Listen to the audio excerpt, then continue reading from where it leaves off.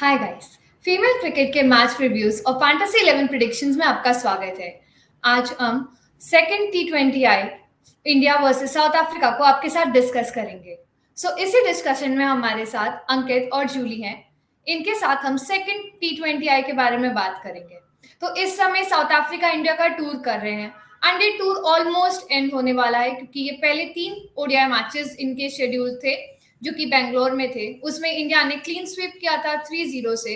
फिर उसके बाद टेस्ट मैचेस में भी इंडिया ने और 10 विकेट से अपने नाम वो विक्ट्री दर्ज करी थी।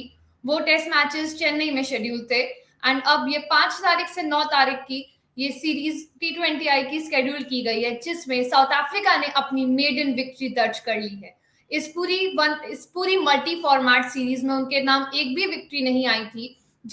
जो लूजिंग स्ट्रीक थी उनकी उसको उन्होंने तोड़ा एंड फर्स्ट टी20 में अपने नाम में बढ़त हासिल करी। अगर हम फर्स्ट टी20 के बारे में बात करें तो काफी रोमांचक था। स्टार्टिंग में हमने देखा कि फर्स्ट विक्ट्री जो उनको मिली, स्टार्टिंग में पार्टनरशिप्स बनी थी जो कि टैस्मैन ब्लिट्ज के बीच में और लॉरा वुल्फार्ट के बीच में बनी थी। 50 रन्स की ये पार्टनरशिप थी, ओपनिंग पार्टनरशिप, जिस साझेदारी को राधा यादव ने तोड़ा।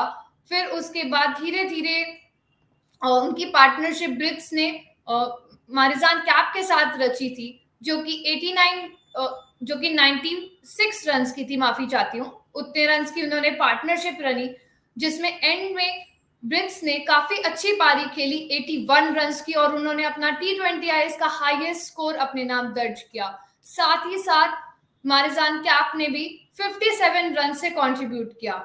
इंडियन बॉलिंग की अगर बात करें तो पूजा वस्त्रकर ने भी 2 विकेट्स अपने नाम दर्ज किए और राधा यादव ने भी 2 विकेट्स लिए, जिससे साउथ अफ्रीका की पारी 189 फॉर 4 पर समाप्त हुई। इंडिया ने एक अच्छा शुरुआत था, हम कह सकते हैं। स्टार्टिंग में स्मृति मंदाना और शेफाली वर्मा के बीच में भी काफी अच्छी 56 रन की ओपनिंग पार्टनरशिप बनी थी, पर धीरे धीरे वो पार्टनरशिप शेफाली की खाका ने तोड़ी उनका विकेट लेकर। फिर उसके बाद स्मृति मंदाना भी 46 रन बना के आउट हुई। उनका विकेट क्लोई टायरन ने लिया, जो कि उनका फर्स्ट एवर विकेट था इंडिया के खिलाफ। वो 9 बार खेल चुके थे एंड पहली बार ऐसा हुआ कि उन्होंने इंडिया का विकेट लिया था, इंडिया की किसी प्लेयर का विकेट लिया था। तो वो क्लोई टायरन ने एक बहुत अच्छा पारी खेला। फिर उसके बाद हरमन जेमी की भी एंड में काफी एक साझेदारी उन्होंने बनाई थी। 90 रन की वो पार्टनरशिप थी, पर वो पार्टनरशिप इतनी नहीं वो हो पाई कि इंडिया को वो जीत दिला पाए। एंड जेमी नॉट आउट रहे 53 रन पे एंड हरमन लास्ट बॉल पे 35 पे आउट हो गए। क्लोई, नेडीन, खाका, मलाबा, इन लोगों ने एक एक विकेट देकर काफी एक अच्छी यूनिट की तरह उन लोगों ने बॉलिंग में प्रदर्शन दिया एंड वो दबाव बना के रखा। फिर India 177 for 4 and at the end of 20 overs ये उनका टारगेट, ये उनका रन्स बन पाया। जूली, आपसे पहले बात करते हैं कि हम इतना साउथ अफ्रीका की बात कर रहे थे कि अभी तक वो विक्ट्री शायद उन्हें ना मिले, अभी शायद इंडिया का वो दबदबा बना रहे, बट वो चीज हमें चेंज होते हुए दिखी एंड साउथ अफ्रीका ने एक विक्ट्री अपने नाम दर्ज करी। 12 रन्स की जो ये विक्ट्री थी, उसके बारे में आप क्या कहना चाहते हैं? बहुत बहुत खुश हूँ मैं ये रिजल्ट देखे, क्योंकि प्रशस्ति अंकित, आपको याद होगा कि पिछला जो डिस्कशन हमने करा था और आपने मुझे जब प्रेडिक्शंस के बारे में पूछा था, तब मैंने कहा था कि शायद साउथ अफ्रीका के पास मौका है कि पहली टी20 में विक्ट्री हासिल कर ले, और वैसे ही कुछ हुआ। क्योंकि हमने देखा था कि ओडीआई और टेस्ट के अंदर वो लोग अनसक्सेसफुल रहे थे, बट उसके बाद टी20 एक नया फॉर्मेट है, तो एक रिफ्रेशिंग माइंडसेट के साथ वो टीम उतरी थी। जैसे कि हमने देखा था पहले टी20 के अंदर बल्लेबाजी अगर आपने देखी हो तो काफी पॉजिटिव माइंडसेट से उन्होंने बैटिंग करी। टैस्मैन ब्रिट्स हो, कप्तान लॉरा वुल्फार्ट हो, मारिजान कैप, उनको इतने अटैकिंग बैटिंग करके देखकर मुझे भी पर्सनली बहुत मजा आया। और उनके खासकर जो लैप शॉट्स थे और जो डेफ्ट टचेस भी उन्होंने जो उनके बैटिंग में इस्तेमाल करे, वो देखकर बहुत बेहतरीन लगा था। तो वो जो बल्लेबाजी हमने साउथ अफ्रीका के टीम से देखी, वो कमाल की थी, और उसके चलते ही उन्होंने 189 रन का बड़ा टारगेट इंडिया के सामने रखा। केवल 4 विकेट्स ही खोए थे साउथ अफ्रीकन टीम ने, और बिल्कुल हम कह सकते हैं कि इंडियन बॉलर्स के ऊपर ये साउथ अफ्रीकन बल्लेबाज हावी हो रहे थे। और बॉल 1 से हमने देखा कि काफी अटैकिंग बल्लेबाजी हो रही थी, तो ये देखकर बहुत मजा आया। और मेरे ख्याल से साउथ अफ्रीकन टीम भी काफी खुश होंगी इस रिजल्ट के बाद। 12 रन से उन्होंने जीत हासिल कर ली है, और फाइनली हम कह सकते हैं कि 3 हफ्तों बाद जब से उन्होंने इंडियन सॉइल के ऊपर पैर रखा है, आखिरकार उन्होंने जीत का स्वाद चख लिया। I think that could be the way forward for south Africa in this T20I series, क्योंकि 3 मैच की ये सीरीज है। अगर ये आने वाला मैच जो कि दूसरा T20I जो कि 7 जुलाई को होने वाला है, अगर वो भी जीत ले तो ये T20I सीरीज जीत सकती है साउथ अफ्रीकन टीम, और ये उनके कॉन्फिडेंस के लिए बहुत बेहतरीन होगा। क्योंकि आपको, मुझे और दर्शकों को भी पता है कि जो T20 वर्ल्ड कप है, वो बांग्लादेश के अंदर होने वाला है 2-3 महीनों में। तो सब कॉन्टिनेंटल कंडीशंस के अंदर अगर साउथ अफ्रीका ये T20I सीरीज जीतती है, तो मेरे ख्याल से बहुत बड़ा कॉन्फिडेंस बूस्टर होगा इस टीम के लिए। तो बहुत अच्छे साइंस है मुझे लगता है उनके लिए। और अगर इंडिविजुअली हम बात करें, तो जैसे कि मैंने डिस्कशन में भी कहा था कि आपको एक बड़ा मैच विनर चाहिए, और मेरे ख्याल से वो जो ताजमिन ब्रिट्स की जो इनिंग्स थी 81 रन्स की, वो आई think that was the changing point या टर्निंग पॉइंट हम कह सकते हैं। क्योंकि इंडियन टीम के अंदर अगर आप देखें, तो एक जेमिमा रॉड्रिग्स को छोड़कर एक बड़ा स्कोर हमने देखा नहीं। उनके अलावा एक भी हाफ सेंचुरी हमने देखी नहीं इंडियन टीम के बल्लेबाजों से अगर हम देखें तो। आई थिंक टैस्मिन ब्रिट्स की वो innings, I think that was match defining for south Africa, और उसके चलते ही वो बड़ा टारगेट पोस्ट कर पाए। But on the other hand I feel कि अगर इंडियन फील्डर्स वो जो कैचेस, अगर जो मिस्ड अपॉर्चुनिटीज वो जो हमने देखे, जो टफ चांस स्मृति मानधना को भी मिला था मारिजान काप का, जो जब वो 15 रन के ऊपर थे, और उसके बाद मारिजान काप ने चलकर 57 रन बनाए, अगर वो टफ चांस अगर स्मृति मानधना पकड़ लेते तो शायद वो स्कोर कम हो सकता था। या अगर ऋचा घोष टैस्मिन ब्रिट्स को अगर 50 रन पे अगर वो कैच पकड़ लेते, तो शायद वो 81 नहीं बनाते। तो दोबारा ऐसे हम सोच सकते हैं। ऑफ कोर्स श्रेयंका पाटिल से भी वो लॉरा वुल्फार्ड का कैच छूटा था, और काफी ग्राउंड फील्डिंग में भी हमने लैप्सेस देखे। तो आई थिंक इंडिया की बैटिंग और बॉलिंग के ऊपर शायद ज्यादा बातचीत नहीं होगी, बट फील्डिंग आई थिंक वो डिपार्टमेंट के ऊपर जरूर काम करना पड़ेगा इंडियन टीम को दूसरे T20I के पहले। But I think on the other hand I feel कि जब चेस की भी बारी आई, जब 190 जैसा बड़ा टारगेट चेस करना था इंडियन टीम को, तो जो हमारे ओपनर्स है स्मृति मानधना, शेफाली वर्मा, उन्होंने 56 रनों की एक अच्छी साझेदारी वहां पे फॉर्म करी। पावर प्ले के अंदर ही इंडियन टीम ने 50 रन क्रॉस करे थे, एक भी विकेट नहीं खोया था, तो जरूर एक फाउंडेशन अच्छा सेट करा था। बट उसके बाद जब नंबर 3 पे दयालन हेमलता आए, तब हमने देखा कि काफी संघर्ष उनका चल रहा था।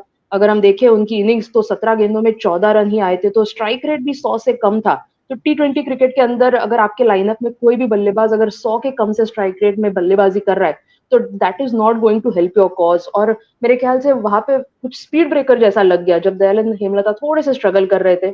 और फिर बाद में जब वो बैक टू बैक विकेट्स चले गए, स्मृति मानधना 87 फॉर 2, उसके बाद दयालन हेमलता 87 फॉर 3, तो उसके बाद थोड़ा सा मुझे लगता है इंडियन टीम बैकफुट के ऊपर चली गई। तो इसीलिए जब जेमिमा रॉड्रिग्स और हरमनप्रीत कौर भी जब आए, तब उन्होंने थोड़ा सा समय जरूर लिया पारी को शुरुआत करने में। बट एक अच्छी पार्टनरशिप हमने ये दोनों बल्लेबाजों से देखी। 90 रन उन्होंने जोड़े, बट आखिर में 12 रन कम पड़ गए इंडियन टीम को। बट आई थिंक ओवरऑल अगर हम देखें, तो एक अच्छा T20I मैच हमने देखा, क्योंकि 350 से भी अधिक रन उस मैच के अंदर स्कोर हुए थे। तो मेरे ख्याल से फैंस के लिए बहुत एक्साइटिंग क्रिकेट रहा था। एज व्यूअर्स भी मुझे लगता है कि बहुत क्वालिटी क्रिकेट हमने देखने को मिला दोनों टीमों से। एंड आई थिंक आने वाले दोनों T20I मैचेस से एक्सपेक्टेशंस बहुत ज्यादा होने वाली है। जी जूली, आपने बिल्कुल सही बोला कि बहुत ही थ्रिल्ड और एक्साइटिंग मैच था।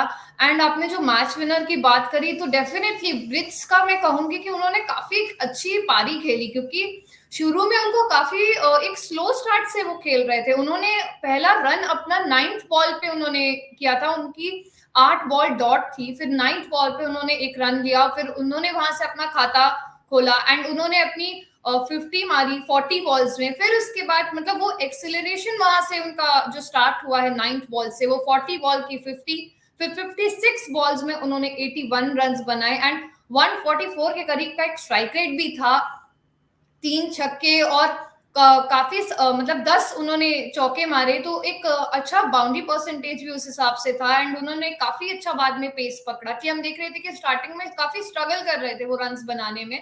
8 डॉट गेंदे थी, बट उसके बाद जो उन्होंने एक पेस पकड़ी, वो डेफिनेटली बहुत अच्छी एक मैच विनिंग वाली ही पारी थी, जूली आप मेंशन कर रहे थे।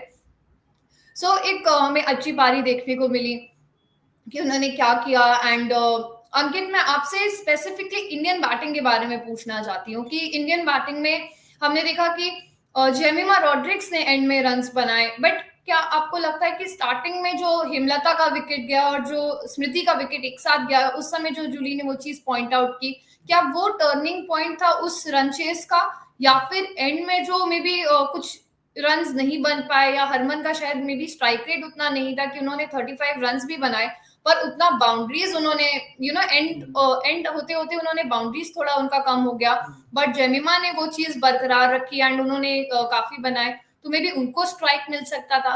सो आपका उस चीज पे क्या पॉइंट है कि what could exactly be different?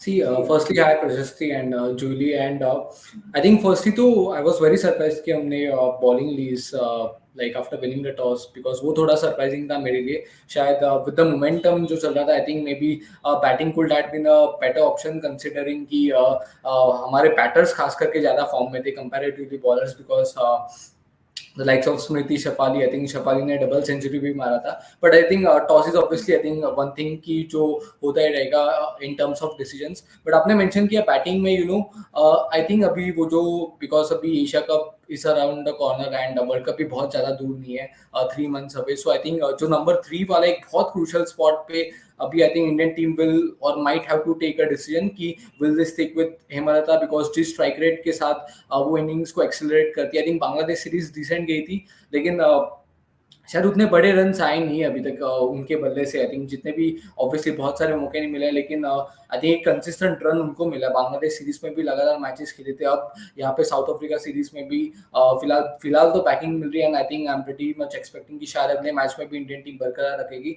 लेकिन at some point I think questions might be rest, potential questions, because एक बहुत क्रूशियल स्पॉट है जिसको शायद आप कॉम्प्रोमाइज नहीं कर सकते इन टर्म्स ऑफ लाइक जिस तरीके से हेमलता का पिछला कुछ टाइम रहा है in terms of strike rate. तो शायद बिकॉज कल भी बहुत सारे चर्चे हो रहे थे कि क्या जेमिमा के लिए वो जगह बन सकती है, हो सकता है कि हरमनप्रीत के लिए भी it's not a bad position, because जिस टाइम पे वो ये ऐसा लगा कि she was unable to strike the ball with the intent she wanted, but obviously this is ifs and buts and parcel of the game I would say. So because जिस तरीके से जेमिमा ने खेला, आई थिंक ऐसा लगा कि शायद और ऊपर बैटिंग कर सकती तो शायद मैच भी फिनिश कर देती। लेकिन obviously some positives was Jemimah's innings, but I think that number 3 spot, या फिर आप एक अलग एंगल से भी देख सकते हो कि शायद इंडियन टीम के पास शायद वो पावर हिटर्स की कमी है, बिकॉज वर्ल्ड कप में अगर ऐसे सिचुएशंस आए तो same happened with Commonwealth teams Australia के सामने, it has happened with against Australia so many times, and chase में ही अक्सर हमने देखा है कि जब ऐसे ट्रिकी सिचुएशंस होती है हमने थोड़ा सा फंबल किया है, व्हिच इज समथिंग जो हमें अवॉइड करना चाहिए going into the world cup. But never mind this lose, but I think what is the further outcome, या फिर will the likes of Sajan, I think क्या उनको मौका मिलेगा, बिकॉज ऋषा घोष की कमी, आई थिंक अगर वो अगले मैच में भी नहीं खेलेगी तो शायद एक अच्छे मिडल ऑर्डर बैटर की भी जरूरत पड़ेगी down the order, considering Hemlata अगर 3 पे खेले।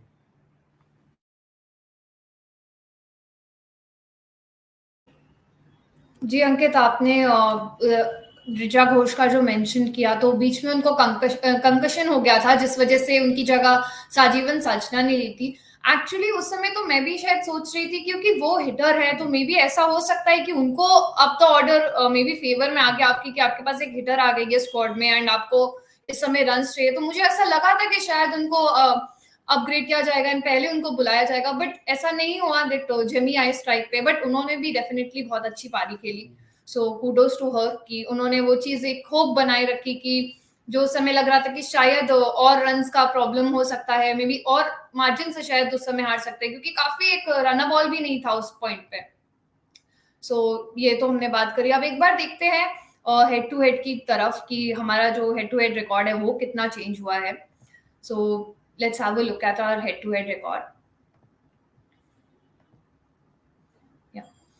So head-to-head record में हम देख सकते हैं कि अभी 9-6 हो गया है। पहले जो 9-5 था उसमें एक साउथ अफ्रीका ने अपने नाम वो एक पॉइंट जोड़ लिया है इस T20I सीरीज में, और 9-6 का ये टोटल है, जिसमें लास्ट के जो 5 मैचेस की हम बात कर रहे थे उसमें एक का रिजल्ट नहीं था। जूली ने पहले भी मेंशन किया था जब और T20I सीरीज हुआ था उस समय भी जो पॉइंट्स थे, जो रिकॉर्ड्स थे, वो भी अब आप हमारी स्क्रीन पे देख सकते हैं। सो ये डैशबोर्ड आप व्यूअर्स प्लीज हमारी वेबसाइट जाइए, उस पर विजिट करिए, आपको सारा मैच प्रीव्यूज उसका सारा डिटेल आपको हमारी वेबसाइट पे मिलेगा। So do check the link, it is in description. Thank you.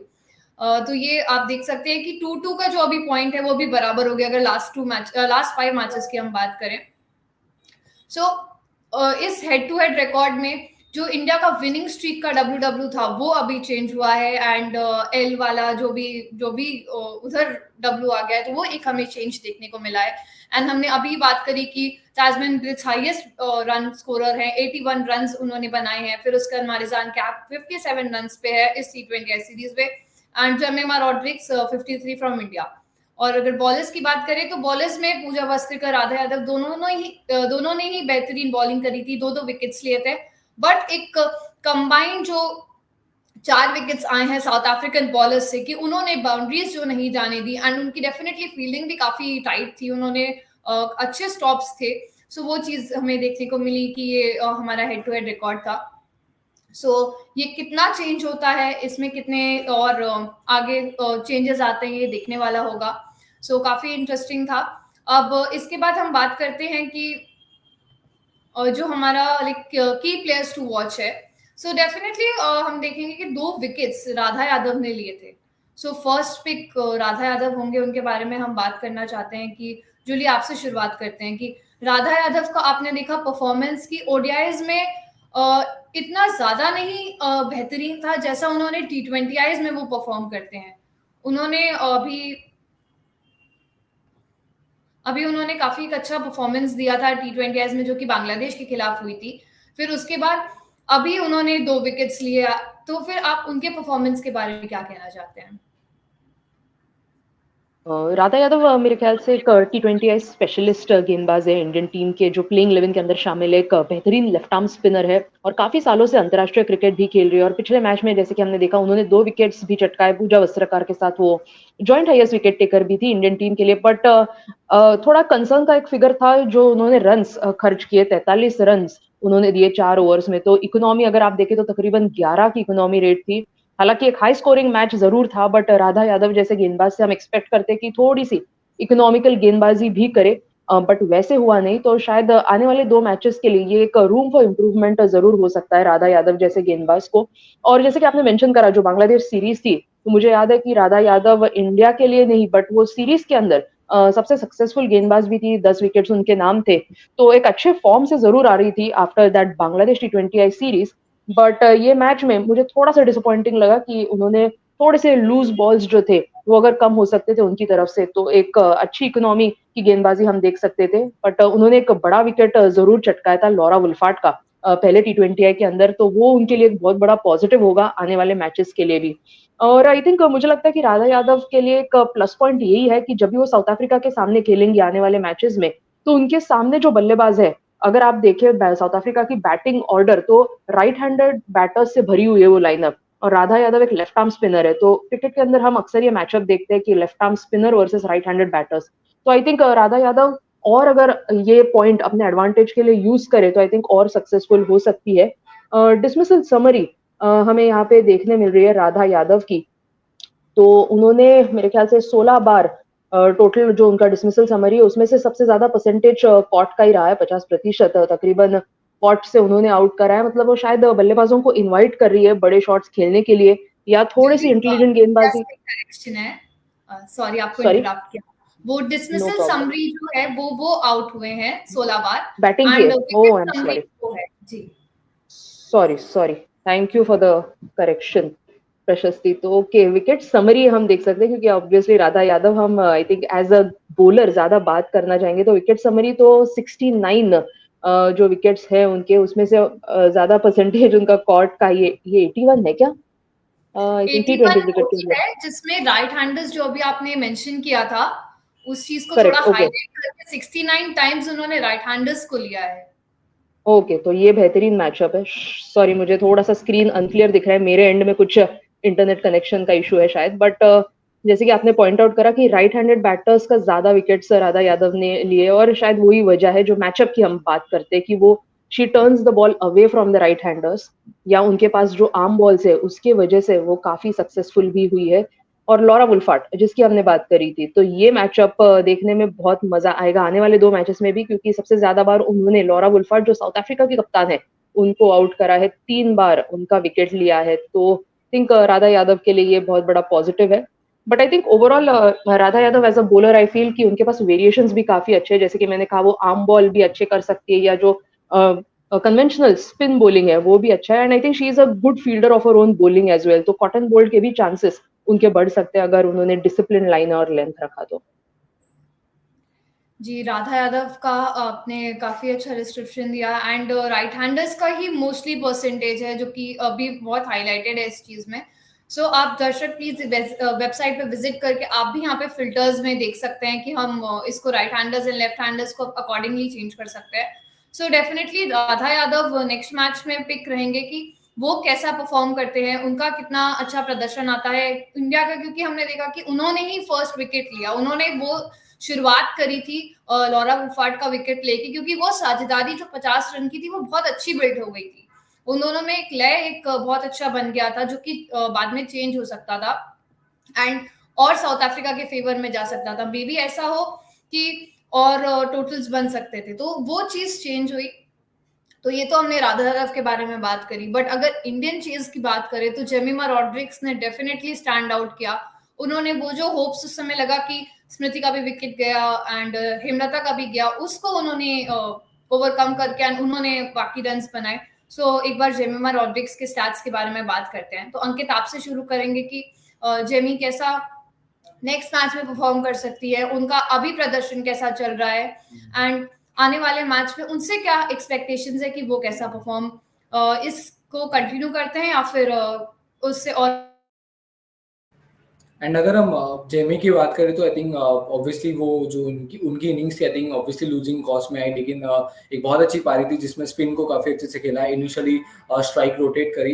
And अगर हम इवन उनके आंकड़े देखें तो आई थिंक अगर जितना मैंने पर्सनली जेमिमा को देखा, आई थिंक अगर कोई फॉर्मेट हो जिसको सबसे पहले उन्होंने क्रैक किया तो I think it was T20s and the stats itself speaks the volume कि उन्होंने कितना क्रिकेट खेला, लगभग 93 मैचेस खेले जिसमें obviously she is nearing to the 100 matches landmark in T20s as well.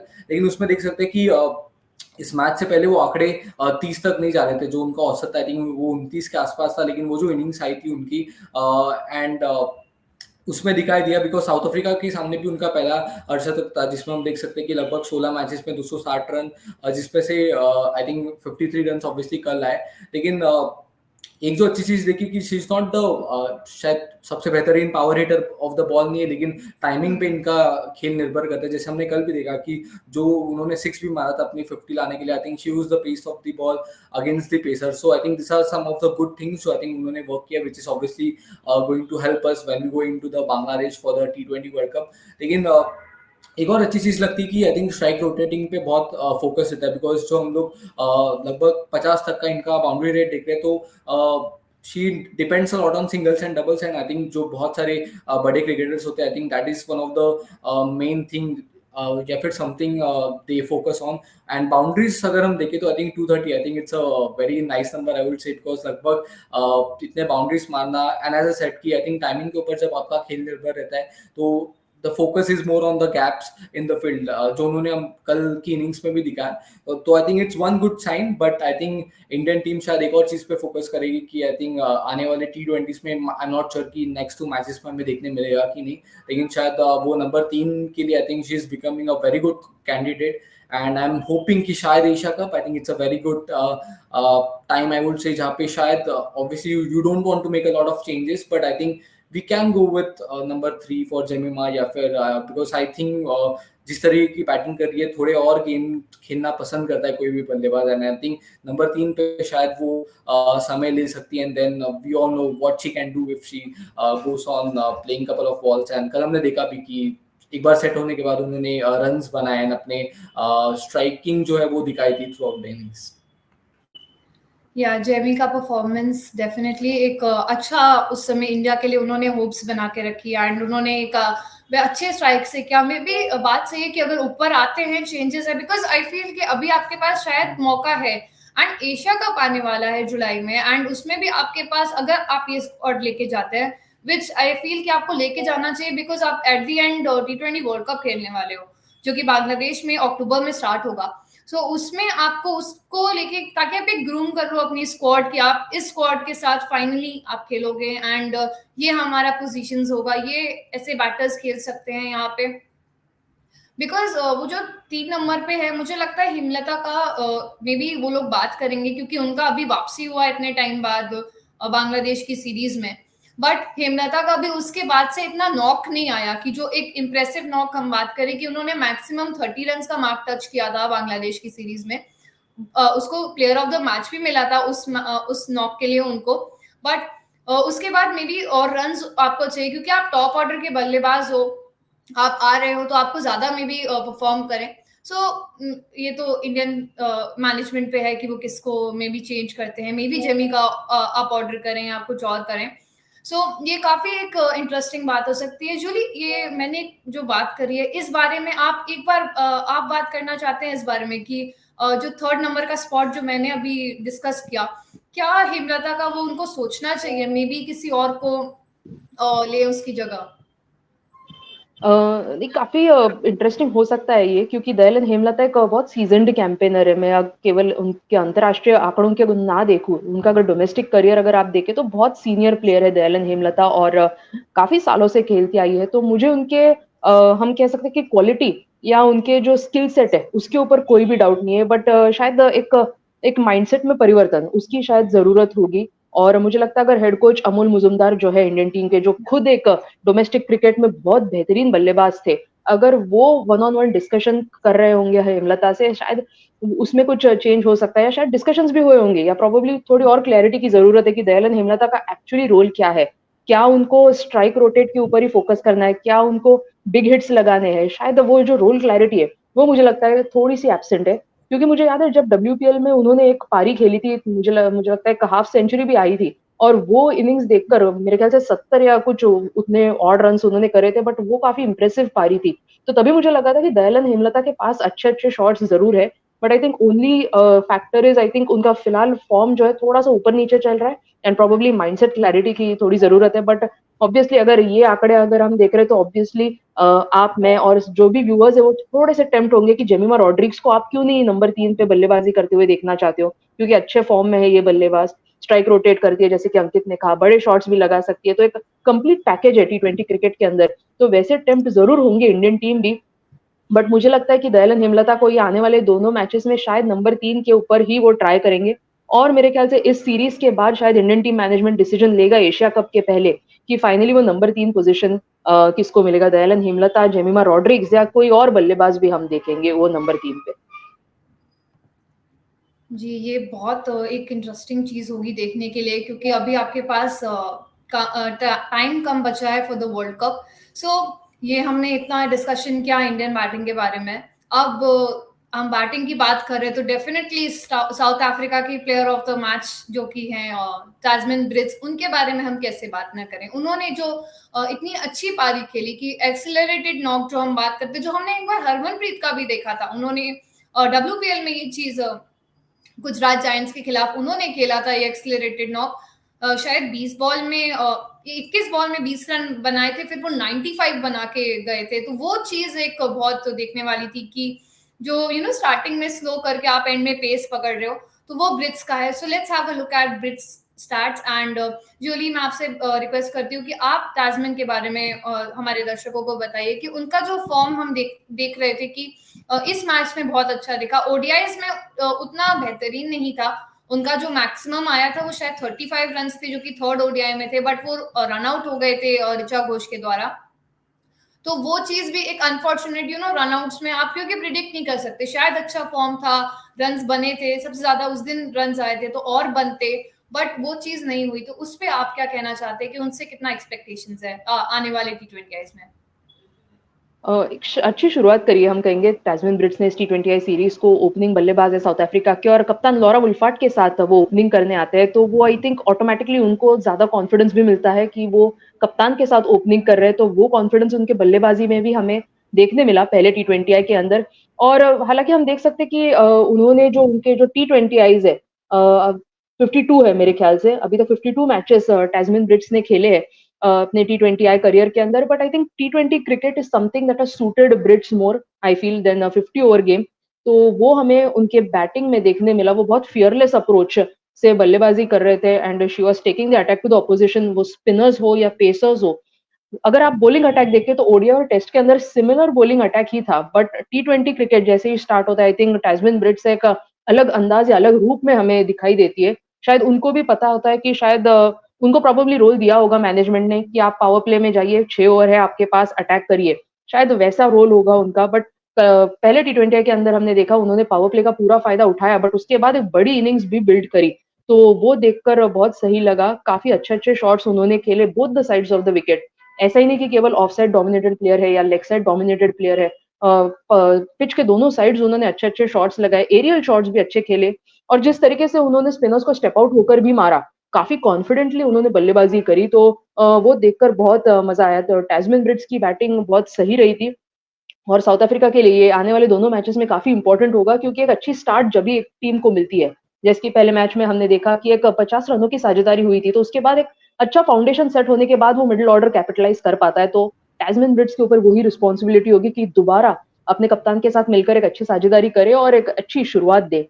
Dismissal summary के ऊपर अगर थोड़ा-सा ध्यान दें तो 31 बार आउट हो चुके हैं टैस्मैन ब्रिज, ये पाई चार्ट में हमें देखने मिल रहा है और दोबारा एक अटैकिंग बल्लेबाज की तरह ये स्टैट्स काफ़ी सिमिलर है कि कॉट का मेरे ख्याल से परसेंटेज बहुत ज़्यादा है। तो ये आई थिंक ज़्यादा कुछ आई थिंक चिंता की बात नहीं है, बट अगर हम देखें कि कौन से इंडियन गेंदबाजों ने, जैसे कि परफेक्टली हम देख सकते हैं, दीप्ति शर्मा मेरे ख्याल से उन्होंने टैस्मैन ब्रिज को सबसे ज़्यादा बार आउट करा है, तो ऑफ स्पिन और उसके बाद है राधा याद सॉरी कौन है? सॉरी क्या वो थोड़ा ज़ूम हो सकता है? दीप्ति शर्मा के बाद अ ओके, आशा संधू है, तो पाकिस्तान की वो गेंदबाज है, बट दीप्ति शर्मा की अगर हम बात करें तो एक ऑफ स्पिनर ने उनको ज़्यादा तकलीफ करी है, तो शायद आने वाले मैचेस में हरमनप्रीत कौर अगर दीप्ति शर्मा का आई थिंक ऑप्शन यूज़ करे जल्दी टैस्मैन ब्रिज के सामने या थोड़ा-सा उनको परेशान करने की कोशिश करे, तो एक वहाँ पे ज़रूर अर्ली ब्रेक थ्रू मिलने की कोशिश हो सकती है। शायद यही आंकड़े दिखा रहे हैं, निडाडर भी अगर हम देखें तो निडाडर पाकिस्तान से वो भी एक स्पिनर है, तो आई थिंक स्पिनर्स के खिलाफ थोड़ी-सी परेशानी लगी है टैस्मैन ब्रिज को। आई थिंक ये टिपिकल किसी भी ओवरसीज़ बैटर्स का होता है कि उनको पेस काफ़ी पसंद है, बट स्पिनर्स के खिलाफ थोड़ी-सी दिक्कतें होती है, तो ये उनका वीकनेस ज़रूर एक्सप्लॉइट कर सकती है इंडियन टीम आने वाले 2 मैचेस के लिए। जी, एक देखने को मिल सकता है कि वो कैसा प्रदर्शन करती हैं, उन्हें किसके खिलाफ ज़्यादा प्रॉब्लम्स होती हैं या फिर क्योंकि दीप्ति शर्मा का आपने मेंशन किया तो ये शायद ही इस सीरीज़ में पहली बार हुआ है कि दीप्ति शर्मा के नाम कोई भी विकेट नहीं आया। सो ये बहुत ही एक इंटरेस्टिंग चीज़ थी क्योंकि Deepti Sharma has been consistent throughout this series. उन्होंने ओडीआईज़ में भी विकेट्स लिए, 6 विकेट्स उन्होंने लिए, फिर उसके बाद उन्होंने टेस्ट में भी 4 विकेट अपने नाम दर्ज करे। तो एक अच्छा प्रदर्शन था दीप्ति शर्मा का बॉलिंग के साथ, बट इस बार उनका एक खाता नहीं खुला, तो वो चीज़ बहुत एक एज़ अ फैन भी मुझे ये चीज़ लगा कि दीप्ति शर्मा के विकेट्स नहीं आए, तो वो थोड़ा-सा डिसअपॉइंटेड था, बट आई फील कि दीप्ति शर्मा मैच विनर है एंड मे बी ऐसा हो सकता है कि नेक्स्ट आने वाले मैच में जो उनका माइलस्टोन है 250 विकेट्स का, जो इंटरनेशनल विकेट्स का, जिससे वो मात्र 6 विकेट दूर है, तो वो शायद वो अपने नाम हासिल कर लें। तो वो एक देखने वाला होगा कि दीप्ति शर्मा इस चीज़ को कैसे अपने नाम करती हैं। सो दीप्ति शर्मा के बारे में हमने बात करी, तो हम बॉलर्स के बारे में डिस्कशन कर रहे हैं, तो हम खाका के बारे में बात करना चाहेंगे कि उनका भी हमने देखा कि वापसी हुई, उन्होंने एक विकेट लिया था, तो उनका भी हमने देखा कि पेस काफ़ी अच्छा है। सो अंकित, तो आप उनके बारे में क्या बोलना चाहते हैं कि उनका परफॉर्मेंस टी20 आईज में कैसा हो सकता है एंड जो कंसिस्टेंसी की हम बात करते हैं, क्या वो देखने को मिल सकती है? क्योंकि ओडीआईज में पहले 3 विकेट लिए, उसके बाद वो विकेटलेस थे, तो उस चीज़ को अभी टी20 आईज में हम कैसा देख सकते हैं कि क्या प्रदर्शन होगा उनका? प्रशस्ति की बहुत टाइम बाद ऐसा हुआ है कि हम साउथ अफ्रीका के किसी गेंदबाज की तारीफ कर रही सीरीज में, बिकॉज इस सीरीज में I will be very honest because बहुत कम मौके मिले, but I think very happy because बहुत टाइम बाद आई थिंक साउथ अफ्रीकन गेंदबाजों ने भी वो धार दिखाई एंड ऑब्वियसली एक ही विकेट लिया, ऑब्वियसली उनका 50th विकेट भी था इस फॉर्मेट में, लेकिन आई थिंक बहुत क्रूशल था बिकॉज वहाँ पे एक और अगर साझेदारी बन जाती या फिर ऑलरेडी जो बन रही थी शफाली और स्मृति के बीच, तो शायद एक बार फिर शायद ये एक ऐसा स्कोर जहाँ जो साउथ अफ्रीका शायद ये मैच ऑब्वियसली इवेंचुअली जीता लेकिन हार सकता था अगर वो पार्टनरशिप थोड़ी और स्ट्रेच होती। एंड काफी अच्छा लगा बिकॉज इवेंचुअली भी अंत अंत में जाके उनको ओवर्स डालने पड़े बिकॉज अगर हम देखें तो इवेंचुअली इक्वेशन ऐसा था कि जहाँ पे आखिरी 4 ओवर में 50-60 रन चाहिए थे एंड ऑब्वियसली उसमें भी उन्होंने एक ओवर डाला जो बहुत क्रूशल था। ऑब्वियसली उसमें विकेट्स नहीं आपको दिखाई देंगे, लेकिन अगर आप कम रन दे रहे हो उस ऐसे पैच में भी तो I think it's obviously small contribution जो बहुत क्रूशल हो सकता है टीम के लिए।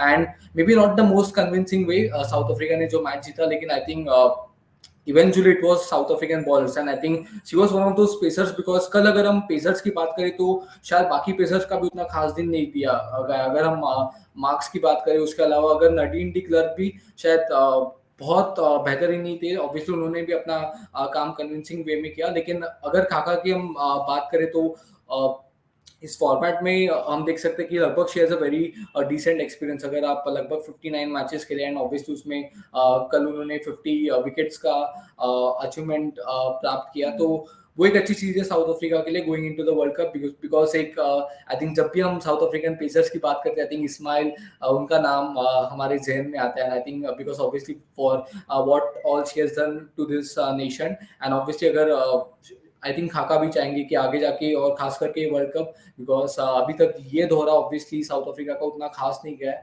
लेकिन आई थिंक उनकी निगाह होगी आई थिंक वो जो वर्ल्ड कप है बांग्लादेश में। Let's not forget I think they were the ones जो पिछले world cup T20 world cup हुआ था between Australia and south Africa. Obviously वहाँ पे साउथ अफ्रीका होस्ट नेशन था, वहाँ पे उन्होंने फाइनल खेला, तो आई थिंक उनकी they will obviously look to complete this something which has been remaining for a longer period of time of winning the world cup. या साउथ अफ्रीका भी इस बारे में बहुत सोच रहा होगा कि वो कैसे चेंजेस हो सकते हैं एंड वो फाइनली क्या वर्ल्ड कप में अपना स्क्वाड लेके जाते हैं। सो वो बहुत ही एक दिलचस्प होगा देखने के लिए। सो हम सेकेंड T20 के बारे में बात कर रहे हैं जो कि 7 जुलाई को 7 बजे आप अपने जियो सिनेमा के स्ट्रीम्स में देख सकते हैं। वो टेलीकास्ट होगा 6:30 पे टॉस होगा, उसके बाद 7 बजे ये मैच आप लाइव देख सकते हैं।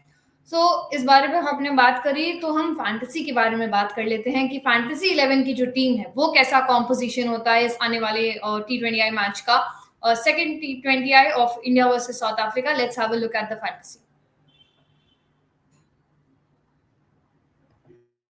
एंड अगर हम फैंटेसी की बात करें तो ऑब्वियसली फर्स्ट मैच और सेकंड T20 में थोड़े हमने डिफरेंशिएट पिक्स किए, लेकिन going with the wicket keepers I think Jafta को हमने लिया। आई थिंक पिछले मैच में बिकॉज ऋचा घोष भी अनुपलब्ध थी and we are not sure कि क्या वो अगले मैच में खेलेंगी, तो उसके फिलहाल हम जाफ्ता के साथ गए जिन्होंने पिछले मैच में as a wicket keeper points दिए थे। ऑब्वियसली उनकी बैटिंग नहीं आई थी, लेकिन एज अ विकेट कीपर शायद हो सकता है कि आपको इस मैच में उनकी बैटिंग भी देखने मिले and as a wicket keeper points भी। बैटर्स में हमने 3 इंडियन प्लेयर्स को लिए जिसमें Harmanpreet Kaur Indian keeper, I think she has been very consistent. Obviously 30s और 40s में बहुत बार आउट हुई है, लेकिन आई थिंक फैंटेसी के पॉइंट ऑफ व्यू से वो आपको पॉइंट्स दे सकती है because she is the skipper. आपको अक्सर कवर्स की तरफ फील्डिंग करते हुए भी दिखती है, तो may be couple of catches I think आपका वहाँ पे 50-60 पॉइंट्स बन सकते हैं। एंड स्मृति मंदाना पिछले मैच में भी रन बनाए, और अगर इंडिया बैटिंग फर्स्ट करती है तो शायद आप लोग जा सकते हो as a captain, not a bad choice. I think अच्छा फॉर्म है, तो शायद it can be very good option as a captain. And Jemimah जिन्होंने पिछले मैच में 68 बनाया एंड जो फॉर्म है I think I am pretty sure कि वो कैरी करेंगे अगले मैच में भी, जिसके चलते उनकी इस टीम में जगह बनती है। Obviously Indora Wolvaardt I think वो भी पिछले मैच में काफी अच्छे टच में लगी थी। Obviously she got out after scoring 30 odd runs, but I think never mind. I think उनके ऐसा प्लेयर अभी तो इट्स लाइक कि expecting a century in every odd match, हो सकता है कि this might be the match जहाँ पे सेंचुरी बने, so can be good choice अगर वापस साउथ अफ्रीका बैटिंग पहले कर दिए तो। उसके बाद इस फैंटेसी पिक्स के अंदर हमने 5 ऑलराउंडर्स को रखे हैं, जिसमें 3 साउथ अफ्रीकन ऑलराउंडर्स शामिल है और 2 भारतीय ऑलराउंडर्स है। तो क्लोई ट्रायन, मारिजान काप और Nadine de Klerk 3 South African allrounders है। उसमें से क्लोई ट्रायन को हमने कैप्टन भी रखा है इस फैंटेसी पिक्स के अंदर। पिछले मैच में हमने देखा कि उनके बल्ले से 12 रन आए थे, 8 गेंदों में 1 छक्का भी लगाए थे। कमबैक सीरीज है उनके लिए, क्लोई ट्रायन के लिए। एक अच्छी राइट हैंडेड बैटर है, नंबर 4 पे आई थी बल्लेबाजी करने के लिए, आक्रामक बल्लेबाज के रूप में जानी जाती है ये, और एक अच्छी लेफ्ट आर्म स्पिनर भी है। और पिछले मैच में हमने देखा कि लॉरा वुल्फार्ट ने उनका इस्तेमाल पावर प्ले के अंदर भी किया था, और उन्होंने स्मृति मानधना की बड़ी विकेट भी क्लोई ट्रायन के नाम आई थी, तो एक अच्छा विकल्प हो सकती है कैप्टन के लिए। उसके बाद मारिजान काप दोबारा ऑलराउंडर में शामिल है, और जैसे कि हम इस डिस्कशन में बात करते आए हैं, उनका नाम ऑलराउंडर में शामिल है, बट वो गेंदबाजी फिलहाल कर नहीं रही है। वो बैक इंजरी अभी भी एड्रेस कर रही है उनका वो इशू, बट बल्लेबाजी से वो बेहतरीन बल्लेबाजी कर सकती है। वो पिछले मैच में हमने देखा नंबर 3 पे आकर उन्होंने एक अच्छी हाफ सेंचुरी लगाई थी और इसमें के साथ वो 96 रन्स की पार्टनरशिप भी रची। तो मारिजान काप ज़रूर आपकी टीम में होनी चाहिए। एक डिपेंडेबल प्लेयर हम उनको कह सकते हैं। उनके बाद नडीन डी क्लर्क को हमने रखा है जो एक राइट आर्म मीडियम पेसर है और मिडल ऑर्डर बैटर है। लोअर मिडल ऑर्डर में आएँगी थोड़ा-सा बल्लेबाजी करने के लिए। नंबर 5 या 6 पे हम देख सकते हैं उनको बल्लेबाजी करते हुए। अच्छी गेंदबाज भी है, इकोनॉमिकल गेंदबाजी करेंगी। लाइन और लेंथ काफ़ी अच्छा रहता है उनका, कंसिस्टेंट रहती है और लोअर ऑर्डर में काफ़ी यूज़फुल रन्स भी कंट्रीब्यूट कर सकती है नडीन डी क्लर्क। उनके बाद हमने 2 इंडियन ऑलराउंडर्स जिनको हम देख सकते हैं इस फैंटेसी पिक्स के अंदर, वो है दीप्ति शर्मा। पिछले मैच में हालाँकि विकेट्स नहीं आए थे गेंदबाजी जब वो कर रहे थे बट ऑब्वियसली एक्सपेक्टेशंस होंगे कि आने वाले मैच में वो कंट्रीब्यूट करे गेंद से भी और अगर बल्ले से भी उनको मौका मिलता है, जो फर्स्ट टी20आई में मिला नहीं था बट बल्ले से भी अगर उनको मौका मिलता है, तो वो रन्स बनाने की क्षमता ज़रूर रखती है। अच्छी एक लेफ्ट हैंडेड बैटर है और गेंदबाजी वो राइट आर्म ऑफ स्पिन करती है। और उनके बाद फाइनली हमने पूजा वस्त्रकार को रखा है जो इंडियन ऑलराउंडर है।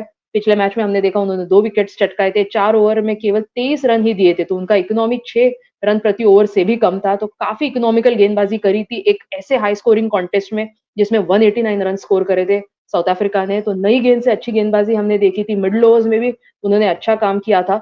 और अगर दोबारा दीप्ति शर्मा की तरह उनको बल्लेबाजी करने का मौका मिला है, तो पिंच हिटर के रूप में आती है, वो बड़े-बड़े सिक्सेस लगाने की क्षमता ज़रूर रखती है पूजा वस्त्रकर, तो ये 5 ऑलराउंडर्स आपके फैंटेसी पिक्स में हो सकते हैं।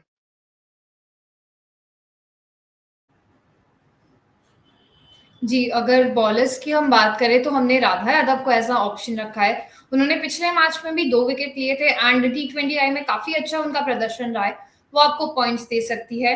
And apart from that backups में टैस्मैन ब्रिट्स को हमने एज़ अ बैकअप ऑप्शन रखा है बिकॉज़ आप लॉरा वुल्फार्ट की जगह भी उनको ले सकते हैं बिकॉज़ अभी उनका प्रदर्शन अच्छा था, बट एक कंसिस्टेंट परफॉर्मेंस की अगर हम बात करें तो वो लॉरा वुल्फार्ट ने ज़्यादा दिखाई है।